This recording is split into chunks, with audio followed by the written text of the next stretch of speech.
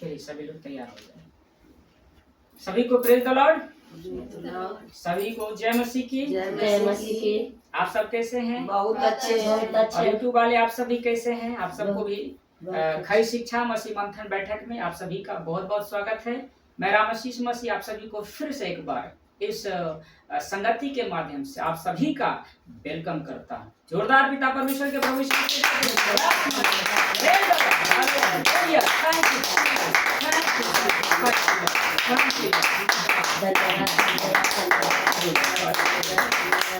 Okay, कैसा लग रहा है? बहुत अच्छा लगा। शांति पा रहे हैं जी। तो जैसा कि मैं एक सप्ताह पहले ही YouTube थंबनेल फेसबुक पे और व्हाट्सएप पे मैंने डाल रखा था, उसी विषय पर आपसे और जितने YouTube देखेंगे जब रिकॉर्ड होगा आप सभी को इस संदेश को बड़े ध्यान से सीखना है। तो जैसा कि आप देख चुके होंगे कि उस थंबनेल में क्या था, लिखा था कि हम परमेश्वर को कैसे प्रसन्न कर सकते हैं। आज ये बहुत बड़ा सवाल है मसीह समाज में, मसीह की देह में। आप कैसे उस परमात्मा को जिसने पूरी कायनात को बनाया, जिसने हर चीज को अपने शब्द से बनाया, क्या आप उसे प्रसन्न कर रहे हैं? क्या आप उसे खुश कर रहे हैं? एक बहुत बड़ी सवाल है। आज आपको बड़ी गंभीरता के साथ, बड़ी स्थिरता के साथ इस बात को सोचिए कि हम उस परमेश्वर को, हम जिसने मुझे अपने लहू से धोया, जिसने अपने सब कुछ हमारे लिए दिया, आज हम उस परमेश्वर को, उस परमात्मा को हम कैसे खुश करें, कैसे प्रसन्न करें। सब कुछ को खुश कर रहे हैं लेकिन वो खुश नहीं है। आप अपने पत्नी से खुश है, अपने बच्चे से खुश है, रोजगार से खुश हैं, लेकिन वो परमेश्वर आपसे खुश नहीं है। और जिस काम में हमारा परमेश्वर प्रसन्न नहीं होता है, खुश नहीं होता है, वो हमारे लिए अच्छा नहीं है। समझ में आ रही है? एक वचन हम देखेंगे, पहले निकालें, यूट्यूब वाले आप सभी निकालेंगे। मत्ती रचित सुसमाचार उसका 2 अध्याय वचन 10 पढ़िए। अगर नहीं पढ़ेंगे तो मैं पढ़ दूंगा।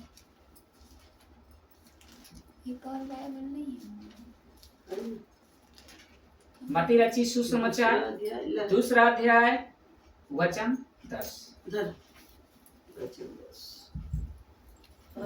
शांति बनाकर इस वचन को पढ़े। सभी लोग ध्यान से सुने क्या लिखा है। उस तारे को देखकर वे अति आनंदित हुए। 10 ही पढ़ना, ठीक है ना। देखिए यहाँ पर क्या लिखा है, मत्ती रचित सुसमाचार।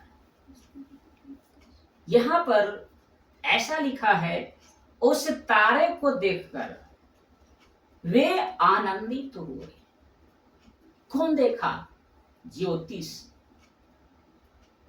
आज बहुत ऐसे हमारे संसार के मसीह भाई बहन संसारिक हैं, ज्योतिष पर विश्वास करते हैं। ज्योतिष जो कहता हम उसे मान लेते हैं, लेकिन वही ज्योतिष जब उसे मालूम हुआ कि कोई उद्धार करता, सृष्टि करता जन्म लिया है, तो उसे देखकर, उस तारे को देखकर, क्योंकि पहले भविष्यवाणी हो चुका था, उस तारों को देखकर ज्योतिष क्या हुआ? बड़े आनंदित हुए। और यही ज्योतिष जिसको लोग विश्वास करते थे, उस क्या बोलते हैं उसको, ज्योतिष जो कहता था करते थे, लेकिन यही ज्योतिष जब मालूम हुआ कि कोई उद्धार करता जन्मा है, तो उसे देखने के लिए, उसे दंडवत करने के लिए उस बालक के चरण में आता है और उसे प्रणाम करता है और कहता है यही सब सर्वशक्तिमान परमेश्वर है, और बाकी सब कोई उसे किसे देखकर? प्रभु यीशु को देखकर, चरनी में मरियम के गोद में देखकर वो ज्योतिष अति प्रसन्न हुए। ज्योतिष अति प्रसन्न, मोबाइल को बंद कर दिया। ज्योतिष अति प्रसन्न हुए उस तारे को देखकर। क्या आप आनंदित हैं? ये चीज को समझना है। उस तारे को देखकर ज्योतिष बहुत आनंदित हुआ। अब बताइए, छोटे से बालक है और उसे प्रणाम करता है, उसको भेंट देता है। क्यों? आखिर उस परमेश्वर को, प्रभु यीशु को। आज हम और हमारा परिवार, बच्चे, जवान, मित्र सभी तो खुश हैं, परंतु अब आता है परंतु हमसे परमेश्वर क्या खुश है? परंतु क्या परमेश्वर आपसे हमें प्रसन्न है? आपसे और हमसे प्रसन्न है? सब कुछ परिवार, मित्र, दोस्त सब कुछ खुश हैं। आप परिवार को देखते हैं तो आपको खुशी लगती होगी, बच्चे को देखकर, परिवार को देखकर, मित्र को देखकर। लेकिन ये चीज आप कभी सोचे, क्या उस परमेश्वर हमसे खुश है? खुश है? और उस परमेश्वर को खुश करने के लिए क्या आप उसके लिए कुछ करते हैं? अपने बच्चे को खुश करने के लिए, अपने परिवार को खुश करने के लिए न जाने क्या क्या आप करते हैं कि बच्चा खुश हो जाए, मेरा परिवार खुश हो जाए। उसके लिए आप क्या नहीं करते? तो सोचिए, उस परमेश्वर को जिसने आपको बनाया, जिसने सब कुछ बनाया, क्या आप उस परमेश्वर को प्रसन्न करने के लिए क्या आप कुछ कर रहे हैं जिससे वो परमेश्वर खुश हो जाए, प्रसन्न हो जाए? मैं कुछ कुछ बातें आपके बीच में रखूंगा और इसको बड़े ध्यान से सीखिए। और जितने भी यूट्यूब वाले, खरी शिक्षा वाले हैं और उसको फॉलो करने वाले हैं, आपको भी आज के संदेश को समझना होगा कि परमेश्वर कब प्रसन्न होंगे, कब प्रसन्न होंगे। तो सबसे पहले मैं आपके बीच में रख रहा हूं, जब हम मन फिराएंगे। क्या करेंगे? हम मन को क्या करेंगे? फिराएंगे, अर्थात मन को बदलेंगे। जब हम पापों से हम अपने मन को बदलेंगे, तब जाकर के उस परमेश्वर क्या होगा? प्रसन्न होगा। यही तो हम आज, हमारा मसीह समाज मन नहीं फिराना चाहता है। जब खरी शिक्षा उसके पास आ रही है, प्रभु यीशु की शिक्षा आ रही है, उसे सब कुछ मालूम है, फिर भी वहां पर उस खरी शिक्षा को क्या कर रहे हैं? आने के लिए मन नहीं बदल रहे, मन नहीं फिरा रहे। सचात प्रभु यीशु की शिक्षा, पौलुस की शिक्षा आपके मसीह मंथन बैठक के द्वारा आपके बीच में आया, लेकिन आप क्या मन फिरा रहे जिससे वो परमेश्वर खुश हो जाए, प्रसन्न हो जाए कि इसने मन को फिराया, इसने मन को बदला और मेरे पास आ गए? ऐसा नहीं मन फिरा रहे। वही मन संसार वाला, वही मन जो और कर रहा है।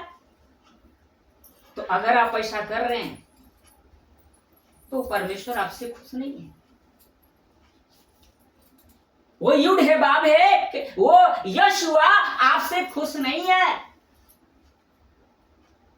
मन को फिराएंगे। मैं गलत शिक्षा में था, मैं कहा था गलत शिक्षा में था, जहां बाइबल खरी शिक्षा में नहीं सिखाया जा रहा था, बाइबल से बाहर। लेकिन जब हमारे पास मसीह मंथन बैठक खरी शिक्षा हमारे पास आया और मैंने क्या किया? मन को फिराया। मैंने उस कलेसिया को छोड़ दिया, मैंने उस अगुओं को छोड़ दिया, मैंने संसार को दोस्त छोड़ दिया, उस दोस्त को छोड़ दिया, उस परिवार को छोड़ दिया और मैं प्रभु के बीच आ गया। और प्रभु क्या हुआ? खुश होया, हालेलुया, वो प्रसन्न हो गया। अगर आप मन नहीं फिरा रहे, यूट्यूब वाले आप भी अगर मन नहीं फिराए, खरी शिक्षा आपके बीच जा रही है, आप सुन रहे हो लेकिन आपका मन नहीं बदल रहा है कि नहीं मैं जहां हूं ठीक हूं, मेरा अगुआ ठीक है, मेरा पास्टर सही है, मेरा कलेसिया सही है, उससे परमेश्वर प्रसन्न होगा? क्या उससे परमेश्वर प्रसन्न होगा? तो मैं एक सवाल आपसे पूछूंगा, आप क्यों आए हैं परमेश्वर में? परमेश्वर को किस लिए, उसको क्या देने के लिए आए? परमेश्वर को कुछ करने के लिए जरूर आए हो ना?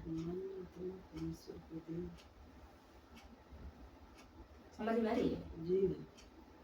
अच्छा, जब वो आप कहीं भी काम कर रहे हैं, चाहे कोई भी आपका मालिक हो, अगर उससे हम प्रसन्न कर देते, अगर उसे हम खुश कर देते, तो क्या देता है? तनख्वाह देगा, सैलरी बढ़ा देगा। हेलो, ध्यान दे रहे हैं? तो क्या करेगा? खुश होगा तो हमें बहुत चीज देगा। तो आपको और हमें, मसीह समाज को यही तो प्रभु कह रहा है कि तू मुझे प्रसन्न कर, अपने मन को बदल के मेरे पास आ जा, तो जो चीज मांगेगा मैं दूंगा। लेकिन हम मन नहीं फिरा रहे हैं, उस परमेश्वर के पास नहीं आ रहे हैं, उसको हम प्रसन्न नहीं कर रहे हैं, तो आप कहोगे प्रभु मुझे चंगा कर दो, मुझे ये दे दो, वो देगा? कभी नहीं देगा। तो फिर यही तो नहीं करे, यही तो कीजिए ना, तो आपको मिल जाएगा। समझ रहे हैं मेरी बात को? यही तो हम नहीं कर रहे हैं, तो प्रभु क्या देगा? वो खुश नहीं है आपसे, खुश नहीं है हमसे। रात दिन विनती करते रहो, नहीं सुनेगा। पहले ठीक करो, मन को बदलो, तब उसके पास आओ, और उसको तब जाकर को परमेश्वर क्या करेगा? आपकी हर कमी घटी को पूरा करेगा। Praise the Lord, hallelujah. तब जाकर करेगा।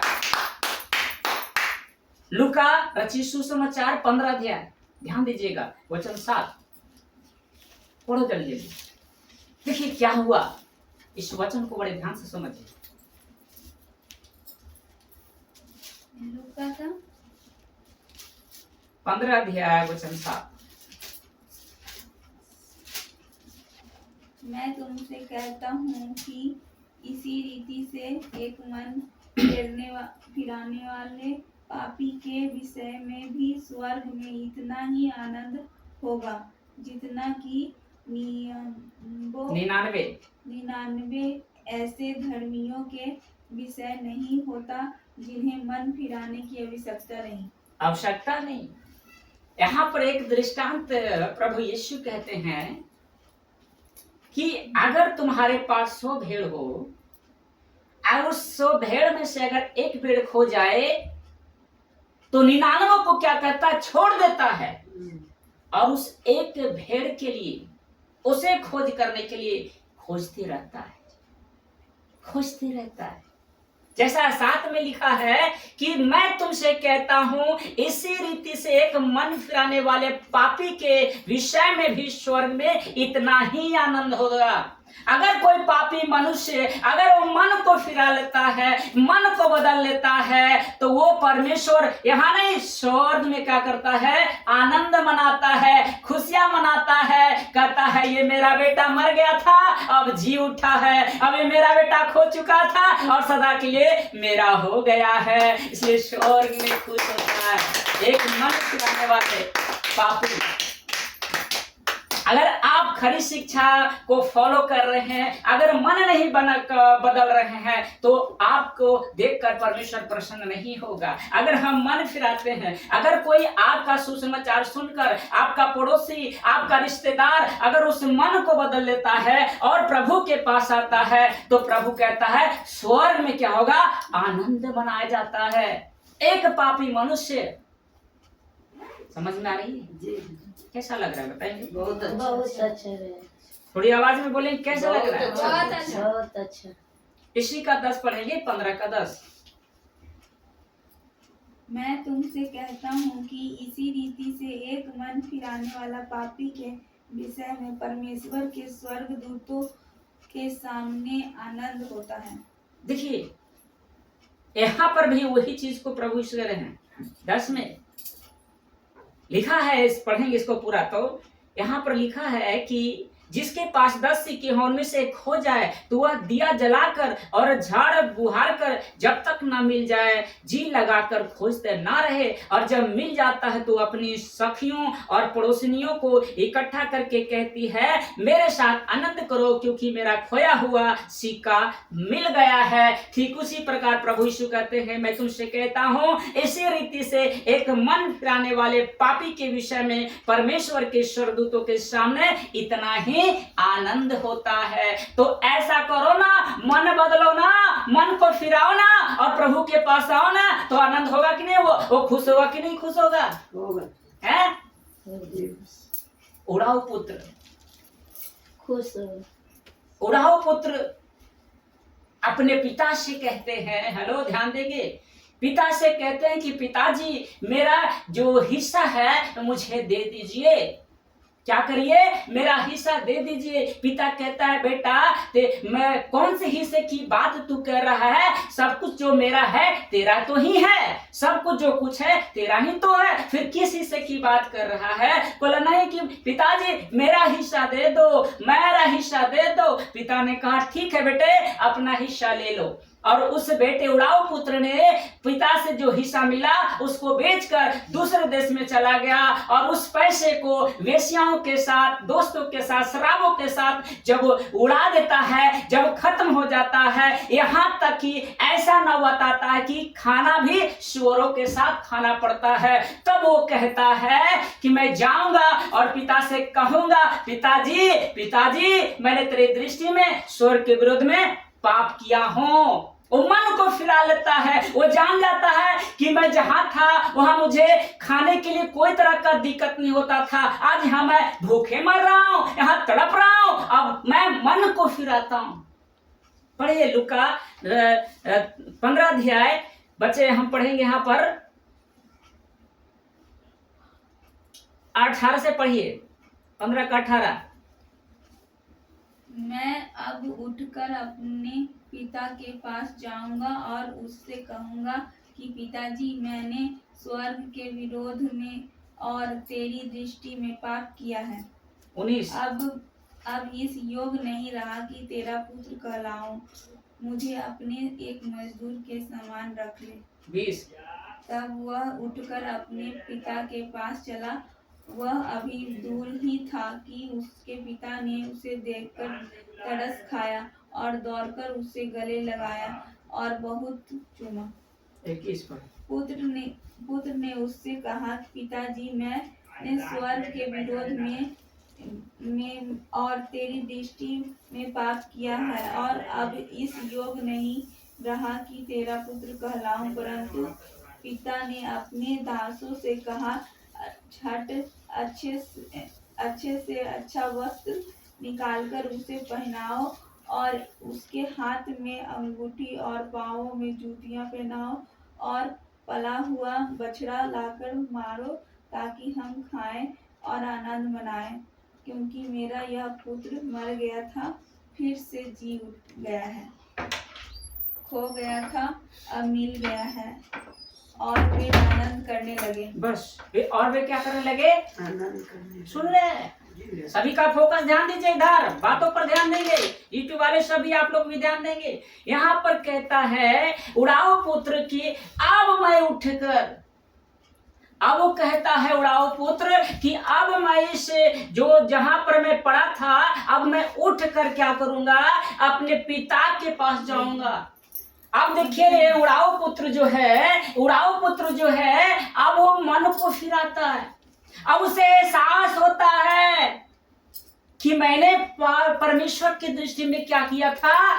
पाप किया था, मैंने बहुत बड़ा बुरा किया अपने पिता के साथ। अब वो कहता है मैं जाऊंगा और कहूंगा, क्या कहूंगा? देखे सुनिएंगे, कहा उसे कहूंगा पिताजी। कह रहा है उड़ाऊ पुत्र कि पिताजी, सुन रहे हैं सभी लोग?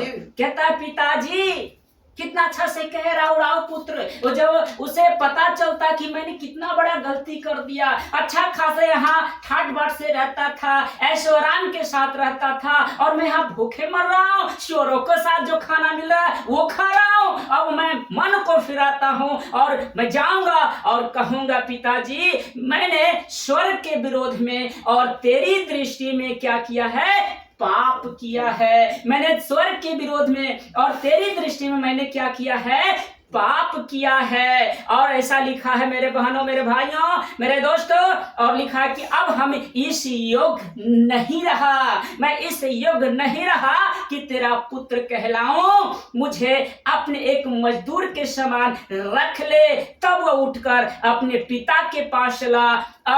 वह अभी दूर ही था। कौन? उड़ाऊ पुत्र। उसका शरीर का ऐसा हालात था, ऐसा वो हो गया था, वो पछना नहीं रहा था, लेकिन पिताजी देख लिया। एक पिता का जो प्यार होता है मेरे बहनों, मेरे भाइयों, एक स्वर्गीय पिता का जो प्रेम होता है बड़ा अनमोल होता है। हालांकि हम दूर चले जाते हैं लेकिन वो प्यार करना नहीं छोड़ता है। वो हमसे इतना प्यार करता है, प्रतिदिन वो राह देखता है हमारा कि कब ये मेरा बेटी, कब ये मेरा बेटा मन को फिराएगा, कब ये पापों से तौबा तौबा करेगा और सिर्फ एक बार कह देगा पिताजी मुझे माफ कर दो, मुझसे गलती हो गई थी, मुझे प्यार करो, मुझे ये करो। वो पिताजी एकदम तैयार है कि सिर्फ एक बार खाली बोल देगा, मैं इसे अपना लूंगा। और जैसे ही इस उड़ाऊ पुत्र ने कहा, जब अभी दूर ही था कि उसके पिता ने उससे देखकर, यानी उड़ाऊ पुत्र को देखकर तरस सिखाया, यानी उसके ऊपर क्या आया, दया आया, प्रेम आया। और लिखा है दौड़कर, कौन दौड़ा? उड़ाऊ पुत्र दौड़ा कि पिता दौड़ा? पिता दौड़ रहा। पिता दौड़कर उसे क्या किया, गले लगाया, उससे क्या किया, प्यार किया। और ऐसा लिखा है यहाँ पर, ध्यान दीजिएगा, 21 में लिखा है कि तू, हाँ, बहुत चुमा, गले लगाया और क्या किया, बहुत चुमा। और 21 में लिखा कि पुत्र ने पिता से कहा, पिताजी मैंने स्वर्ग के विरोध में और तेरी दृष्टि में क्या किया है, पाप किया है। अब मैं इस योग्य नहीं रहा कि तेरा पुत्र कहलाऊं। वो उड़ाऊ पुत्र कह रहा है कि अब मैं तेरा बेटा नहीं रहा, क्योंकि मैंने बहुत बड़ा पाप किया था, मैंने बहुत बड़ी गलती किया था, अब तेरा बेटा नहीं रहा। अब यहाँ पर लिखा है 22 में, परंतु क्या लिखा है, परंतु पिता ने अपने दासों से कहा, झट से, तुरंत, झट मतलब तुरंत जाओ, तुरंत जाओ। और लिखा है तुरंत अच्छा वस्त्र निकाल कर, कैसा वस्त्र, अच्छा वस्त्र निकाल कर उसे पहनाओ। किसे? अपने पुत्र को, उड़ाऊ पुत्र को पहनाओ। और उसके हाथों में क्या करो, अंगूठी। और लिखा है पांव में जूतियां पहनाओ। और लिखा है और पला हुआ बछड़ा लाकर क्या करो, मारो, ताकि हम खाएं और आनंद मनाएं। और कहता है क्योंकि यह मेरा बेटा, यह मेरा पुत्र मर गया था फिर जी गया है, खो गया था अब मिल गया है, और वे आनंद करने लगे।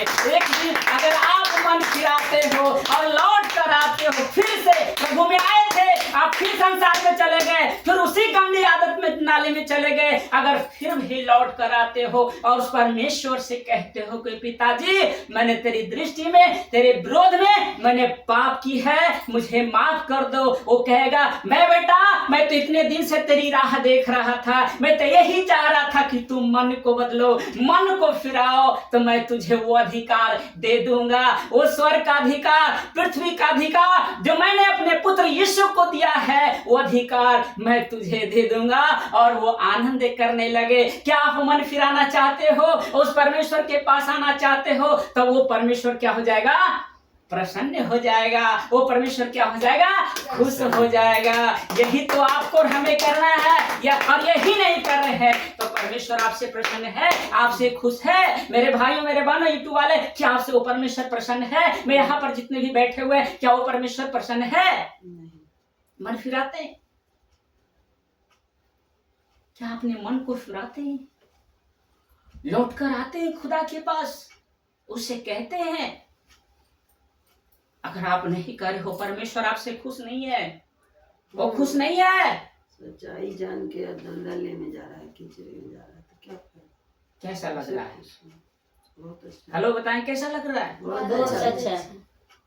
क्या आप यहाँ पर बैठे हुए हैं, क्या अभी से इसी वक्त से खुदा के पास आएंगे और उस खुदा से कहेंगे, प्रभु मैंने समय में लेट आया, मैंने ये आपकी संगति में ध्यान नहीं दिया, प्रभु मुझे माफ कर दो। क्या आप कहोगे उस परमेश्वर से? अगर उस परमेश्वर से कहोगे तो आज भी वो परमेश्वर आपको गले लगाने की चाहत रखता है, आपको अपना पुत्र बनाने की चाहत रख सकता है। इतना अभी भी उसके पास है। क्या आप उस थोड़े से मन को बदलना चाहते हो? अपनी झंझलाहट को, अपनी गुस्सा को, अपने क्रोध को, है ना, अपने घमंड को, अपने ईगो को, क्या आप उसको फिरा सकते हो? उससे कह सकते हो? अगर आप कहते हो तो परमेश्वर आपसे क्या होगा? प्रसन्न हो जाएगा। आज मैं आपको बता देता हूं, मैं भी मन नहीं फिराता तो आज हमसे परमेश्वर प्रसन्न नहीं होता। आज जहां पर मैं बैठा हूं ना, आज वहां पर नहीं होता, क्योंकि हमने क्या किया? मैंने मन को बदला, मैंने हर चीज को त्यागा और परमेश्वर की खुश करने की कोशिश कर रहा हूं। अगर वो खुश हो जाएगा तो क्या हमारे लिए वो कुछ रहने देगा, कुछ घटी होने देगा? नहीं। तो उसको खुश कीजिए, उस परमेश्वर की खुश करने के लिए कीजिए। मैं रखूंगा, आगे रखूंगा, बहुत चीज में रखूंगा। अब दूसरे पॉइंट पे आते हैं, क्योंकि समय भी ध्यान देना। दूसरे पॉइंट पर लिखा है कि जब हम उस पर क्या करेंगे? विश्वास से करेंगे। किस पर विश्वास करेंगे? परमेश्वर पर भी और उसके पुत्र पर भी। देखिए, पर एक वचन मेरे मन में आया है, यूहन्ना 14 का एक या दो पढ़िए तो क्या लिखा है? यूहन्ना 14 का 14 तुम्हारा मन व्याकुल न हो, तुम परमेश्वर पर विश्वास रखते हो, मुझ पर भी विश्वास रखो। लिखा है कि तुम्हारा मन व्याकुल ना हो, तुम ना घबराओ, तुम ना डरो। लिखा है ऐसा, तुम्हारा मन व्याकुल ना हो, परमेश्वर पर क्या रखो? विश्वास रखो और मुझ पर भी विश्वास रखो। कहने का मतलब यहाँ पर प्रभु कहते हैं कि तू स्वर्गीय पिता पर विश्वास रखो और मुझ पर भी रखो। मैं उसका पुत्र हूँ, उसका बेटा हूँ, मुझ पर भी विश्वास रखो। इसलिए तुम मन में क्या कर? व्याकुल ना हो, ना घबराओ, सिर्फ विश्वास रखो। तो क्या होगा? परमेश्वर क्या प्रसन्न होगा कि नहीं होगा? कम कर दिए हैं। परमेश्वर खुश होगा कि नहीं होगा? हेलो बताइए, बोलिए आप सब। क्या आप उस पर विश्वास करते हैं? जो विश्वास से करेगा ना, वो कभी भी हालात में भी आएगा, परमेश्वर पर दोष नहीं लगाएगा, उस हालात में उसको धन्य कहेगा। अय्यूब के साथ आपके जीवन में ऐसा तो विपत्ति नहीं आया होगा मेरे बहनों, मेरे भाइयों? नहीं। अगर ऐसा आएगा तो एक मिनट भी उसको धन्य कहोगे? धन्यवादों को मैं तो कहता हूं कि अच्छा से अच्छा लोग नहीं करेगा अय्यूब की तरह। फिर उसने परमेश्वर को धन्य कहा, उसने उस परमेश्वर पर विश्वास रखा। उसके बॉडी नहीं साथ दिया, उसकी पत्नी भी साथ नहीं दी। सोच रहे हैं मेरे बहनों, उसका सच्चा साथी, एक सहायक जो उसे मिला था, उसको उसे त्याग दिया अय्यूब को कि तू मर जा, तेरे पास रखा है क्या? तेरे पास कुछ नहीं अब है। लेकिन अय्यूब कुछ किया? उस परमेश्वर को कुछ बोला? उस परमेश्वर को क्या कहा? धन्य कहा। आज आपको हमको उस परमेश्वर पर विश्वास रखना है। अरे हालात आ जाए, तूफान आ जाए, लेकिन मेरा भरोसा तो उस खुदा पर है, उस परमेश्वर पर है। उस खुदा पर और उस पर विश्वास करता है, उस पर भरोसा रखता है ना, उससे परमेश्वर हमेशा प्रसन्न होता है, खुश होता है। इब्रानियों 11 का 6 पढ़ेंगे। इब्रानियों की पत्री में पौलुस कहता है, ध्यान देंगे, 11 का 6 पढ़ेंगे।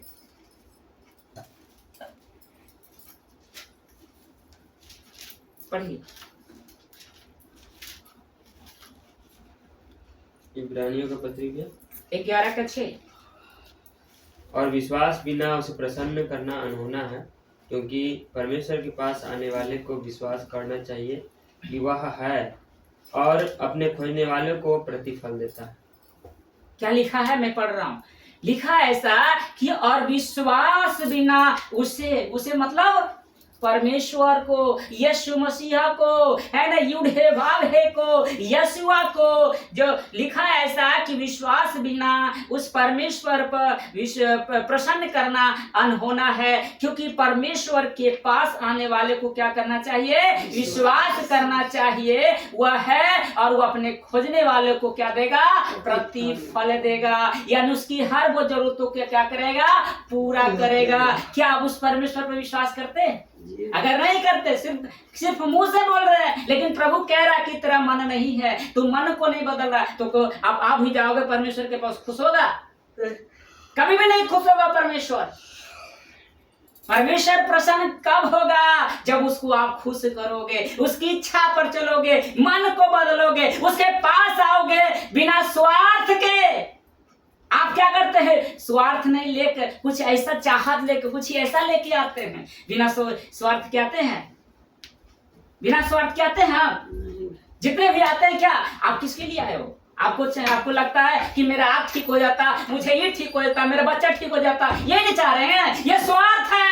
परमेश्वर में प्रेम आपका नहीं है। आप स्वार्थ कर रहे हैं, उस खुदा से ये मांग रहे हैं, लेकिन खुदा से ये नहीं मांगना चाहिए था। खुदा से जो मांगना चाहिए था, उससे परमेश्वर प्रसन्न होता।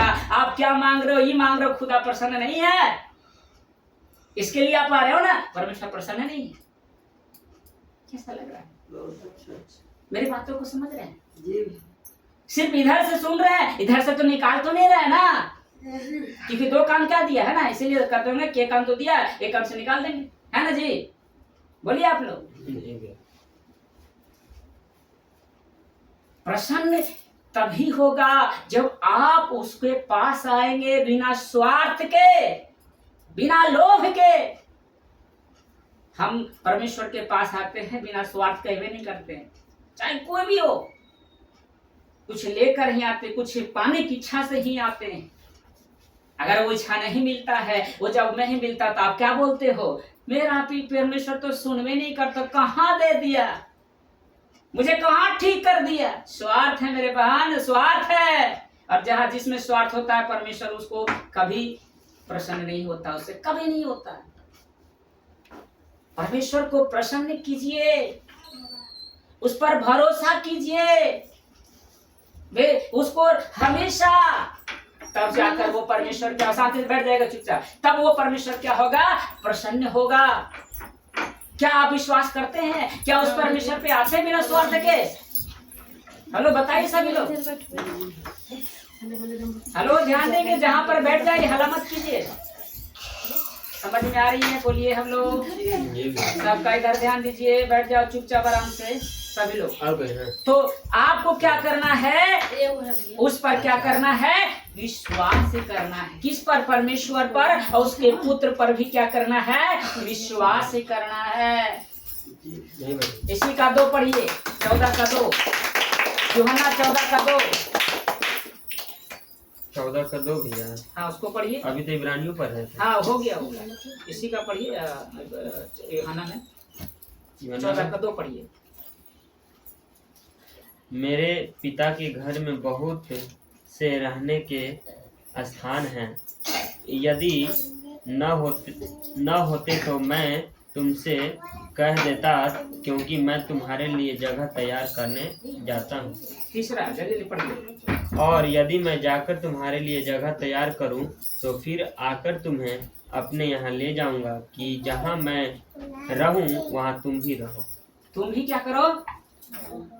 हेलो, ध्यान दे रहे हो? कैसा लग रहा है? लिखा है कि मेरे पिता के घर में बहुत से रहने के स्थान है। जिस परमेश्वर के पास आए हो ना मेरे प्रियो, मेरे दोस्तों, उस खुदा के पास इससे भी बेहतर है, जगह है, घर है। अरे वो उसके मुकाबले तो कुछ नहीं है, कुछ भी नहीं है। जिसके लिए आपको बुलाया, जो आपको देगा ना, इससे कई गुना कम, हजारों करोड़ गुना कर लीजिएगा, इतना अच्छा है। वो कहता है कि मेरे पिता के पास है। मत डर, मत घबरा, मत चिंता कर, मेरे पिता के पास बहुत सारे अगर नहीं होता तो मैं तुझसे पहले ही कह देता, मैं पहले कह देता कि मेरे पिता के पास नहीं है, लेकिन वो परमेश्वर के पास सब कुछ है। मेरे बहनों, आपको क्या करना है? उसके पास आना है और विश्वास करना है कि वो है और वो खोजने वालों को प्रतिफल देगा। हालेलुया, देगा, ऐसा विश्वास करो। अब आते हैं तीसरा पॉइंट पे आते हैं। तीसरा बहुत ही महत्वपूर्ण है हमारे मसीह समाज के लिए, क्योंकि हम तो प्रभु के पास आ जाते हैं, मन फिरा लेते हैं, लेकिन एक चीज नहीं करते हैं। वो क्या नहीं है मेरे बहनों, मेरे भाई, मेरे दोस्तों, यूट्यूब वाले, आप सभी जितने भी सत्संग वाले लीडर हैं, वहाँ के जो कलेसिया हैं, अपने आप को कहते हैं मैं 10 साल से हूँ, 20 साल से हूँ, लेकिन आप क्या नहीं किए? आज मैं आपके बीच में रख रहा हूँ। परमेश्वर आपसे और उन सभी से परमेश्वर प्रसन्न नहीं है, खुश नहीं है। क्यों? क्योंकि कहता है वो, जब हम बपतिस्मा नहीं लेंगे, वो परमेश्वर आपसे और हमसे परमेश्वर प्रसन्न नहीं होगा। सत्य कह रहा हूँ, 100% सत्य कह रहा हूँ। आप आ रहे हो, चंगाई पा रहे हो, सब कुछ आपको मिल रहा है, लेकिन परमेश्वर आपसे प्रसन्न नहीं है। जितने यहाँ पर बैठे हैं, आपसे वो खुदा प्रसन्न नहीं है। सच कह रहा हूं, नहीं है वो, क्योंकि आप बपतिस्मा लेने के लिए तैयार ही नहीं है।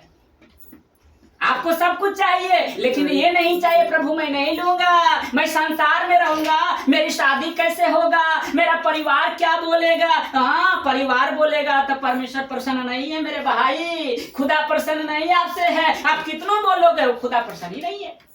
कितनों गिड़गिड़ा कर रोगे, कुछ नहीं करेगा, वो कुछ नहीं सुनेगा, क्योंकि आपसे प्रसन्न नहीं है। अरे वो चाहता है कि मैं तेरी हर इच्छा को पूरा करूं, तो उसको जो कहता करो ना मेरे भाई, करोगे तो क्यों नहीं देगा? हेलो, मैं कह रहा, चंगाई नहीं देगा, रोटी नहीं देगा, कपड़ा नहीं देगा, मकान नहीं देगा। मैं सभी से बोल रहा हूँ, देगा कि नहीं देगा? हेलो, बोलिए कि नहीं बोलिए? तो करो ना, दीजिएगा तो क्या मिलेगा? स्वर्ग जाने के लिए बहुत जरूरी है। अगर आप बपतिस्मा नहीं लेते हैं तो आप स्वर्ग नहीं जाओगे, उस यीशु के पास नहीं जा पाओगे। इसलिए आपको क्या करना होगा? बपतिस्मा लेना होगा। निकालिए लूका 3 अध्याय 21 और 22। लूका 21 अध्याय, लूका 3 भैया, हाँ 3 अध्याय 21 और 22। जब सब लोगों ने बपतिस्मा लिया और यीशु भी बपतिस्मा लेकर प्रार्थना कर रहा था, तो आकाश खुल गया। पढ़िए, 22 पढ़िए, 21 और पवित्र आत्मा शारीरिक रूप में कबूतर की नाई उस पर उतरा, और यह आकाशवाणी हुई कि तू मेरा प्रिय पुत्र है, मैं तुझसे प्रसन्न हूँ। ध्यान दे रहे हैं? हेलो, सबका फोकस इधर है। यूट्यूब वाले आपका फोकस भी ध्यान देंगे। लिखा ऐसा कि जब सब लोगों ने बपतिस्मा लिया, हेलो यहाँ ध्यान दीजिएगा, मन को इधर उधर मत भटकाइए। लिखा है बपतिस्मा लिया, और यीशु ही क्या किया? बपतिस्मा लिया, लेकर प्रार्थना कर रहा था। क्या कर रहा था? प्रार्थना कर रहा था। तो आकाश से खुल गया। और 22 लिखा है, और पवित्र आत्मा शारीरिक रूप में कबूतर के समान उस पर उतरा, और ये आकाशवाणी हुई कि तू मेरा क्या है? प्रिय पुत्र है, और जिसे मैं तुझसे क्या हूँ? प्रसन्न हूँ। क्या हूँ? मैं तुझसे प्रसन्न हूँ। तो वो कह रहा तू ही मेरा बेटा है, तो मैं क्या हूँ? तुझसे प्रसन्न हूँ। जब आपको बपतिस्मा पवित्र आत्मा मिल चुका है, जब आप रोमियो 10 का अंगीकार किए, उन दिनों की बात है जब पवित्र आत्मा मिलता था, लेकिन हमें ऑलरेडी मिल चुका है ना। ध्यान दीजिएगा, यहाँ पर प्रभु यीशु मसीह को मिला था, बपतिस्मा से लिया था, तब पवित्र आत्मा मिला था। लेकिन हम लोग को जब रोमियो 10 का अंगीकार, जब जीव से अंगीकार किए, मुंह से अंगीकार, उस वक्त क्या हमें मिल गया?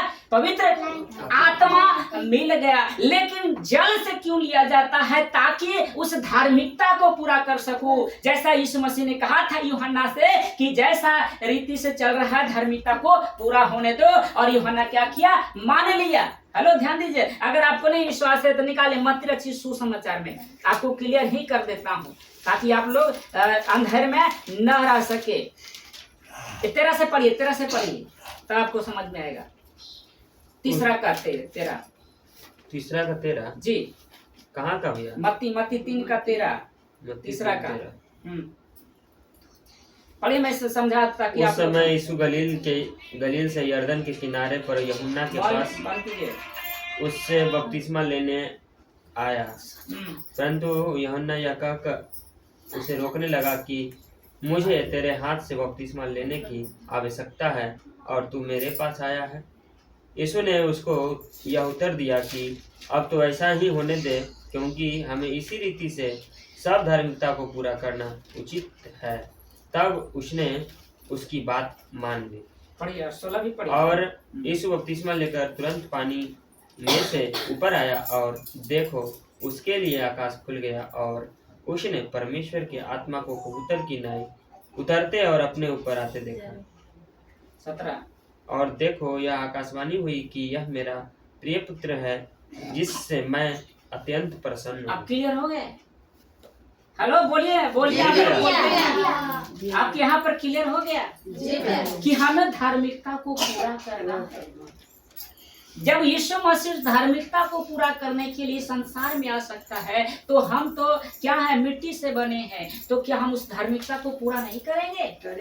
तो इसीलिए तो प्रभु प्रसन्न नहीं है आपसे कि मेरे बेटे तू मेरी धार्मिकता को पूरा नहीं कर रहा है, तू मेरे बताए मार्ग पर नहीं चल रहा, तो मैं तुझसे कैसे प्रसन्न हो जाऊंगा? अरे तू कुछ भी कर लो, मैं तुझसे प्रसन्न नहीं हूँ। प्रसन्न तब होंगे जब उस धार्मिकता का पूरा करेंगे। जब यीशु मसीह ने यूहन्ना से लिया, बता यूहन्ना बड़ा था? हेलो बोलिए, यूहन्ना कितना छोटा? यूहन्ना ने पहले क्या था कि मैं उसके जूती के खोलने के लायक नहीं हूँ। बोलिए, वो कौन है? वो बड़ा है और मैं उसके जूती तक भी नहीं खोल सकता हूँ, मैं ये हूँ। क्या उससे बपतिस्मा ले सकता था? बोलिए, फिर भी लिया कि नहीं लिया? क्यों? क्योंकि उस धार्मिकता को पूरा करना था। आज हमारे जो अथी है ना, क्या बोलते हैं, सत्संग के जो लीडर है ना, अरे ध्यान से, सत्संग के जितने भी अगुए हैं, अब कहता है कि यूहन्ना तो पहले कह दिया था कि मेरे बाद आने वाला है, वो तुम्हें आग और पवित्र आत्मा से बपतिस्मा देगा, तो हम क्यों लेंगे? तो मेरे भैया इस वचन को क्यों नहीं पढ़ते हैं? हमें धार्मिकता को पूरा करने के लिए लेना है ना बपतिस्मा। हेलो बोलिए कि नहीं? तो क्यों नहीं ले रहे? क्यों लोगों को उल्लू बना रहे? क्यों लोगों को धोखा दे रहे? बंद करके रखना रे। हाँ, रखता है, साइलेंट करो उसको। लिखा हुआ है यहाँ पर साफ साफ, यीशु ने कहा, ध्यान दीजिएगा सब, यीशु ने उसको उत्तर दिया, अब तो ऐसा ही होने दे, क्योंकि हमें इसी रीति से सब धार्मिकता को करना पूरा करना उचित है। यानी बपतिस्मा आपको हर हाल में लेना ही होगा। अगर आप नहीं लेते हैं तो परमेश्वर आपसे प्रसन्न नहीं है। एक बहन था, क्या नाम था, रीना दीदी के साथ गई थी, आपको याद है? हमको भी नहीं याद है। जब उन्होंने इस वचन को सुना, वहां पर भैया जो बताए, लीडर जो थे बपतिस्मा के बारे में, उन्होंने कहा कि मैं तो आज ही बपतिस्मा लूंगा भैया, आज मैं लेकर रहूंगा। तुरंत कहा कि मैं बपतिस्मा ले लूंगा। एक बार में मन को बदला और उससे परमेश्वर खुश हुआ कि नहीं हुआ कि मेरी बेटी मेरी धार्मिकता को पूरा किया। हालेलुया। जितने भी बपतिस्मा लिया है उसके बेटा बेटी बन चुके हैं। वही बेटा तो हम पहले से बन चुके हैं, लेकिन हम स्वर्ग में उस परमेश्वर के जो धार्मिकता हमें चाहिए नहीं मिला, नहीं बपतिस्मा लेंगे तो हमें नहीं मिलेगा। तो क्या हमारे लिए बपतिस्मा लेना जरूरी है कि नहीं जरूरी है? अगर नहीं लेते तो परमेश्वर हमसे प्रसन्न है नहीं। आप क्या करते हैं ना, आप डरते हो मेरी बेटी की शादी कैसे होगा, मेरा पड़ोसी क्या बोलेगा, मेरा रिश्तेदार क्या बोलेगा। उस समय प्रभु कहाँ जाएगा? जब पूछेगा कि तू मेरी धार्मिकता को पूरा किया था, तू मेरे वचन का पालन किया था, तो क्या कहोगे कि पड़ोसी से डर गए थे ना, रिश्तेदारों से बोल दिए थे ना, तो क्या बोलेगा? कौन पड़ोसी है, कौन रिश्तेदार है तुम्हें? बताइए। इसी है कारण आपको रोक रही है ना। तो जाओगे वहां जिसके लिए शैतान को जहां बनाए आपको लेके जाएगा नरक। उसके सिवा, नरक के सिवा आपको मिलेगा ही नहीं मिलेगा। डरो, उसको खुश कर रहे हैं ना, परिवार को खुश कर रहे हैं, रिश्तेदारों को खुश कर रहे हैं, तो रिश्तेदार आपको काम देगा, बचाने आएगा उस वक्त? नहीं आएगा, नहीं आएगा। तो क्या करो, वहां पर नरक जाओगे ना, नरक मिलेगा नहीं मिलेगा? तो बताइए कि आपको उसको परमेश्वर को प्रसन्न करना है? अच्छा, यहाँ पर मैं एक सवाल पूछता हूँ, आप किसको प्रसन्न करना चाहते हो? अपना पत्नी को, अपने बच्चे को, रिश्तेदारों को, संसार को, या परमेश्वर को? जोर से बोलिए, आवाज नहीं आ रही। तो फिर क्यों नहीं कर रहे? यहाँ तो मुंह से बोल रहे हैं ना। सिर्फ बोल रहे हैं, प्रभु कह रहा है कि तू मुंह से खाली बोल रहा है, लेकिन तेरे अंदर अभी भी वही है, वही चल रहा है। मैं सोच रहा हूँ कि आज भी तू वही सोच रहा है कि मैं शादी कैसे करूँ, मेरा कैसे होगा। अरे भैया, परमेश्वर सब कुछ रास्ता निकालता है, समझे ना। वो सबका मार्ग बताने वाला, सत्य मार्ग और जीवन कौन है? यीशु मसीह है ना। वो सब कुछ कर सकता है, बस उसे खुश कर दो, बस उसे प्रसन्न क्या करो, उसको दम पर बिल्कुल प्रसन्न कर दो। मेरा बच्चा प्रसन्न हो ना, मेरा रिश्तेदार ना हो, मेरा परिवार क्यों ना हो, लेकर अगर वो परमेश्वर हमसे प्रसन्न है तो बताओ हमें किसी से कोई चाहिए नहीं। हमारा वो खुदा प्रसन्न है, हमारा युद्ध है बाबे ठीक है, यीशु प्रसन्न है, तो मुझे प्रसन्न किसी और करने की जरूरत नहीं है। हालेलुया। कैसा लगा? अब चौथे पॉइंट में आते हैं। जब हम लिख परमेश्वर तब खुश होंगे, तब प्रसन्न होंगे जब हम यीशु मसीह को क्या करेंगे? उद्धार करता स्वीकार करेंगे, ग्रहण करेंगे, तब जाकर क्या होगा? परमेश्वर प्रसन्न होगा। नीति वचन 8 अध्याय वचन 35। नीति वचन 8 अध्याय 35 पढ़िए, 8 का। क्योंकि जो मुझे पाता है वह जीवन को पाता है और यहोवा उससे प्रसन्न होता है। लिखा है ऐसा, राजा सुलेमान, दाऊद का पुत्र राजा सुलेमान ऐसा लिखा है, क्योंकि जो मुझे पाता, अर्थात यीशु मसीह को, जो यीशु मसीह को पाता है, हेलो ध्यान देंगे तो ऐसा लिखा है वह जीवन को पाता है। हालेलुया। ध्यान देंगे, वो किसको पाता है? जीवन को पाता है। जिसने यीशु मसीह को उद्धार करता स्वीकार किया है, प्रभु जानकर उससे क्या मिल गया? जीवन। वो कौन सा जीवन? अनंत काल का जीवन, 70-80 साल का जीवन नहीं, अनंत जीवन का उसे मिल गया। और लिखा है ऐसा, और यहोवा उससे प्रसन्न होता है। हालेलुया। जो उसको उद्धार करता स्वीकार करेगा, उसको ग्रहण करेगा, वो परमेश्वर कहेगा मैं बहुत खुश हूँ, क्योंकि मेरे पुत्र को इन्होंने क्या किया है? उद्धार करता स्वीकार कर लिया है, प्रभु जानकर अंगीकार कर लिया है। तो पिता कहेगा मैं बहुत खुश हूँ, मेरा बेटा खुश तो मैं भी खुश हूँ। तो यीशु मसीह को कितना ग्रहण करना जरूरी है हमारे मसीह समाज के लिए। हमारे हर एक भाई बहनों जो संसारिक हैं, अगर वो स्वीकार कर लेता तो क्या उससे परमेश्वर प्रसन्न होता कि नहीं होता? होता कि नहीं होता? हेलो बोलिए कि नहीं बोलिए?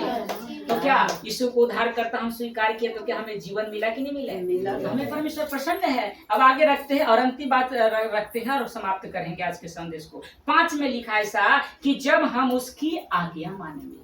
परमेश्वर, मेरे प्रियो, मेरे दोस्तों, मेरे भाई यूट्यूब वाले जितने भी हैं, आप देखेंगे इस वीडियो जब रिकॉर्ड होंगे तो आपको भी मैं कहूंगा, जब आप और हम उसकी आज्ञा माने। किसकी आज्ञा? उसकी मतलब परमेश्वर की आज्ञा। लिखा है कि माता पिता से भी बढ़कर किसकी आज्ञा जरूरी है? परमेश्वर की आज्ञा। माता पिता का आज्ञा मानना है। मैं नहीं कह रहा हूँ कि माता पिता का आज्ञा नहीं सही है, वो भी सही है, लेकिन इससे बढ़कर आज्ञा किसका है? परमेश्वर का। क्योंकि वो भी माँ बाप को किसने बनाया? तो सबसे बड़ा कौन है? परमेश्वर। किसकी आज्ञा मानना है? परमेश्वर। क्या आप आज्ञा मानते हैं? मैं किसी को नहीं देखता हूँ आज्ञा मानते हुए। जब अगुआ कहा जाता, जब बुलाया जाता, जब कहता है तो उसको मानते ही नहीं, फॉलो नहीं करते। करते हैं?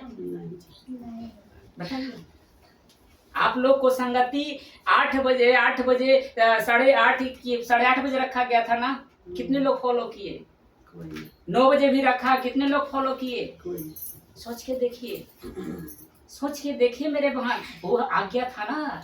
आप कहते छोड़ संगति, क्या होगा? पहले वो जरूरी है।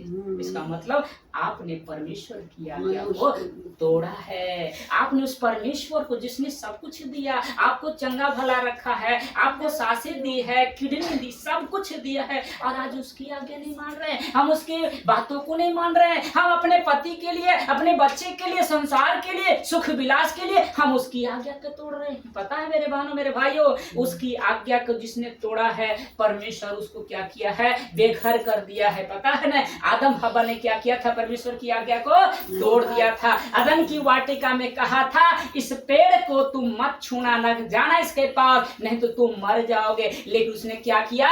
परमेश्वर की आज्ञा को तोड़ा। आज बहुत सारे मसीह के लोग हैं, मसीह समाज के लोग हैं, आज उस परमेश्वर की आज्ञा को तोड़ रहा है। तो क्या वो परमेश्वर आपसे प्रसन्न है? मैं सभी से सवाल पूछता हूँ, क्या वो परमेश्वर प्रसन्न है? हेलो बोलिए, बोलिए हाँ क्या? प्रसन्न नहीं है। तो उसको प्रसन्न करना है। पहला शमूएल 15 अध्याय वचन 22, पुराना नियम में निकालेंगे। पहला शमूएल, जल्दी पढ़ेंगे। पहला शमूएल का भैया, उसके बाद 15 अध्याय वचन 22।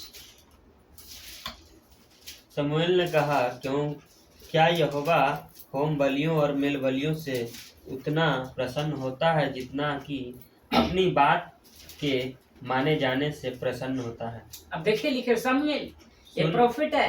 हाँ, पढ़िए। सुन, मानना तो बलि चढ़ाने और कान लगाना मेढ़ों की चर्बी से उत्तम है। देखिए लिखा है शमूएल ने कहा, हेलो ध्यान देंगे सभी, क्या यहोवा होम बलि और मेल बलियों से उतना प्रसन्न होता है? आपको लगता हो कि मैं प्रभु को दशमांश दूंगा, दशमांश क्या भेंट दे दूंगा, है ना, प्रभु के सेवा को कुछ कर दूंगा तो परमेश्वर क्या हो जाएगा? खुश हो जाएगा। यही नहीं सोचते होंगे कि चलो हम परमेश्वर को नहीं जा रहे हैं, ये कर देंगे तो परमेश्वर अब वो खुश हो जाएगा, तो परमेश्वर भी खुश हो जाएगा। लेकिन यहाँ पर शमूएल कहता है क्या यहोवा युड हे बाब हे लिखा है होम बलि और मेल बलि से प्रसन्न होता है? क्या आप यही जानते कि भेंट देने से परमेश्वर प्रसन्न होता है? लेकिन यहाँ पर देखिए, ध्यान दीजिएगा, लिखा है उतना प्रसन्न होता है जितना, लिखा है कि जितना कि अपनी बात के मान जाने से प्रसन्न होता है, उसकी बात मानने से प्रसन्न होता है। सबसे आगे जब वो कहता है अगर उसकी बातों को हम मानते हैं तो क्या वो परमेश्वर होगा कि नहीं होगा? हेलो बोलिए हाँ कि ना? होगा कि नहीं होगा? इसलिए लिखा है सुन, क्या कर? सुन, माना तो बलि चढ़ाने से और कान लगाकर मेढ़ों से चर्बी से क्या है? उत्तम। अर्थात परमेश्वर की आज्ञा सबसे बड़ा आज्ञा, उससे बड़ा कर कोई आज्ञा है नहीं है। वो है परमेश्वर की आज्ञा। जो आज्ञा मानेगा खुदा उससे प्रतिदिन प्रसन्न रहेगा, प्रतिदिन उसके हर जरूरतों को वो पूरा करेगा। चिड़ियों को देखो, पक्षियों को देखो, उसे उस परमेश्वर को हमेशा क्या करता है? प्रसन्न रखता है। तो कभी रोते देखे हैं चिड़ियों को? भूख लगी है, हेलो बोलिए, हैं? किसी से मांगने की जाता है? पता है कौन देता है उसको प्रतिदिन? युड हे बाब है, उसका परमेश्वर जिसने उसको बनाया है, क्योंकि वो चिड़िया प्रतिदिन उस परमेश्वर को प्रसन्न करने की लालसा रखता है। अब मैं आज कहना चाहता हूँ मसीह समाज से जितने भी बैठे हैं यूट्यूब वाले, आप सभी को मैं बता देना चाहता हूँ कि उसकी आज्ञा अगर आप मानते हैं, अपने पति से, पत्नी से, बच्चे, संसार से भी बढ़कर उसकी आज्ञा मानते हैं, तो जैसे उस पक्षियों को भूखा रहने नहीं देता है, तो वैसा ही आज मैं कहता हूँ परमेश्वर के अनुग्रह से वो परमेश्वर आपको कभी भी किसी चीज की कमी घटी नहीं होने देगा। Praise the Lord, hallelujah. सबसे बड़ा आज्ञा से उसका कोई आज्ञा नहीं है उसकी सबसे बड़ी आज्ञा। तो आज आज्ञा मानोगे खुदा का? हम सिर्फ कहते हैं, करते नहीं। एक दिन परमेश्वर ने कहा कि मेरे बेटे सप्ताह में 6 दिन करो, लेकिन एक दिन मेरे पास आओ। कितने लोग आ रहे हैं? कौन आ रहे हैं? यही तो परमेश्वर प्रसन्न नहीं है। आज मसीह समाज संसार से भी देखिएगा तो दुख में है। संसार को देखिए और मसीह के लोग को देखिए, उससे ज्यादा दुख है। पूछिएगा तो पूछ के देखिए, संसार आनंद होता है, खुश होता है, लेकिन मसीह से पूछिएगा खुश नहीं है। क्यों? यही वो वजह है, क्योंकि वो परमेश्वर को खुश नहीं कर रहा है। सबसे बड़ा आज हमारा जितने भी मसीह के फॉलो करने वाले हैं, यीशु मसीह को उद्धारकर्ता स्वीकार किए हैं, आपका जीवन में एक ही मकसद होना चाहिए, एक ही जिसको चाहत कहते हैं, एक ही होना चाहिए कि उस परमेश्वर को मैं कैसे खुश करूं। प्रतिदिन सोचो, उस बात को जानने की सोचो, उससे कहो उस खुदा से प्रभु मैं कैसे तुझे प्रसन्न करूं, मुझे तुझे प्रसन्न करना है, मुझे तुझे खुश रखना है, क्योंकि अगर तू खुश है तो मैं खुश हूँ, अगर तू खुश नहीं है तो मैं भी खुश नहीं हूँ। अगर तेरी इच्छा इसमें नहीं है तो मुझे भी वो नहीं चाहिए, अगर तेरी इच्छा इसमें है तो मुझे चाहिए। क्या ऐसा परमेश्वर से आज हम सब कहते हैं? हम नहीं कहते हैं। कहते हैं मेरे बहनों मेरे भाइयों, कहते हैं आज उसकी इच्छा हमारी इच्छा होनी चाहिए ना। अरे हमारे प्रभु यीशु ने, परमेश्वर के पुत्र यीशु मसीह ने किसको खुश किया? अरे गतसमनी में कहता है उस परमेश्वर से, अपने पिता से कहता है कि अगर पिता तू चाहे तो कटोरा क्या कर ले मेरे पास से हटा दे, लेकिन मेरी इच्छा नहीं, क्या हो? तेरी इच्छा पूरा हो। हालेलुया। और इच्छा यही था कि मैं तुझे क्रूस पर मरना ही होगा, सारे गुनाहों को अपने ऊपर लेना ही होगा। यीशु मसीह ने एक उफ्त तक नहीं कहा पिता मुझे बचा लो, मुझे इस घड़ी से, इस पीड़ाओं से मैं नहीं चाहता। उसने कहा प्रभु तेरे लिए सब कुछ कुर्बान है, तेरे लिए सब कुछ हम आगे दे देते हैं। आज हमारा मसीह समाज के हर एक मसीह भाई बहनों को आज यही होना चाहिए, आज यही समझना होगा कि हमें उससे प्रसन्न करना है, हमें उसकी आज्ञा मानना है। चाहे दुख आ जाए, चाहे हालात आ जाए, चाहे बीमारियां आ जाए, फिर भी हम उसकी इच्छा को पूरा करेंगे। संदेश मेरे भाई मेरे बहन सब बताएंगे, कैसा लगा? कैसा लगा? जल्दी बोले।